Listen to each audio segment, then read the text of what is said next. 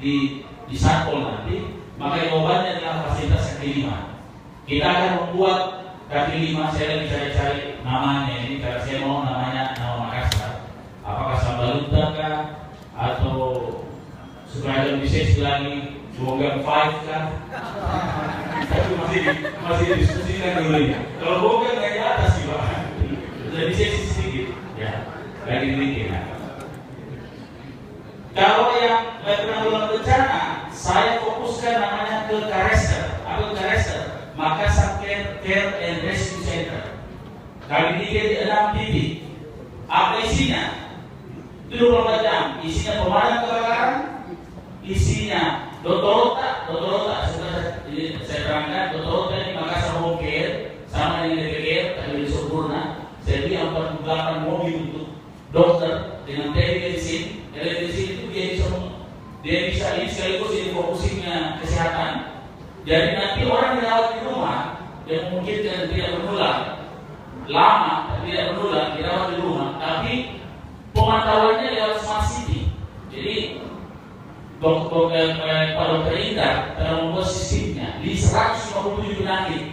Itu bisa dilihat di televisi. Blood pressure-nya, jangankan itu, ronsen mobile-nya saja. Jadi bisa di ronsen di tempat. Kan tidak ada yang ronsen juga dokter ahli paru-paru. Langsung di link ke dokter ahli paru-paru, kemudian didiagnosa, terus kembali di rumah itu langsung diputuskan di obat apa yang dibutuhkan. Itu langsung ke rumah. Itu fokusnya kesehatan, ya, bersama dengan program BPJS, dengan Smart City. Kemudian ini ditampung oleh Kareser tadi, Care and Rescue Center. Isi yang berikutnya adalah ambulans untuk emergency rescue, kecelakaan lalu lintas. Kemudian yang berikutnya diisi oleh tim penanggulangan bencana.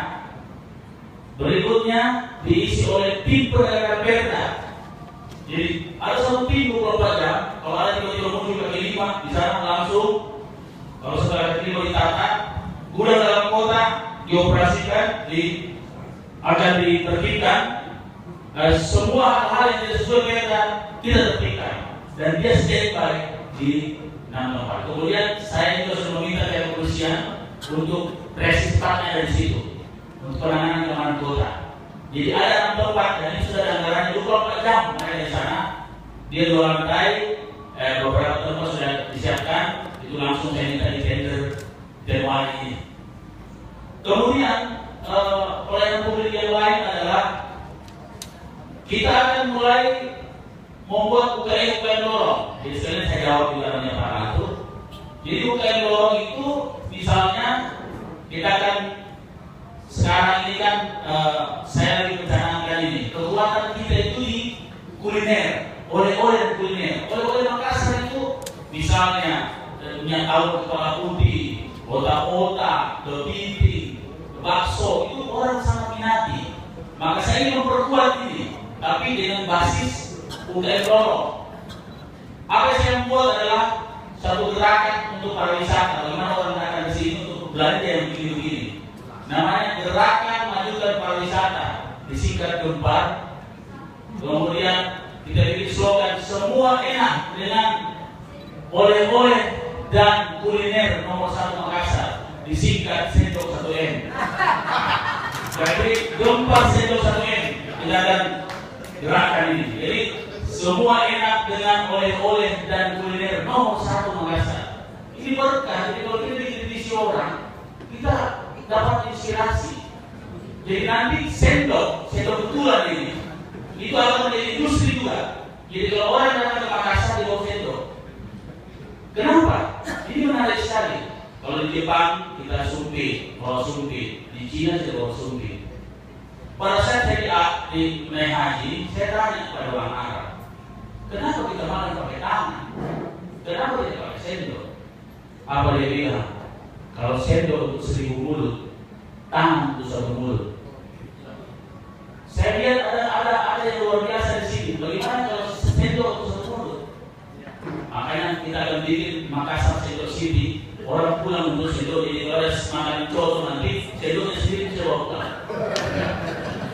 Jadi inspirasi. Jadi kalau makanya saya berterima kasih sama orang demo ini karena demo satu M tidak tahu gimana saya begitu.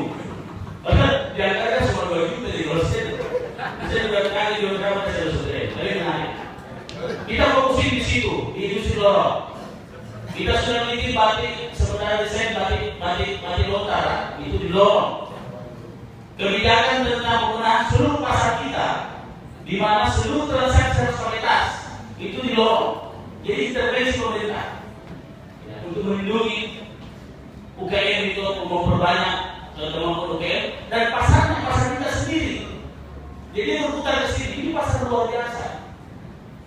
Jadi seperti itu Bapak Tono. Jadi kita nanti tentunya keterlibatan semua ini tidak bisa lepas dari LPM.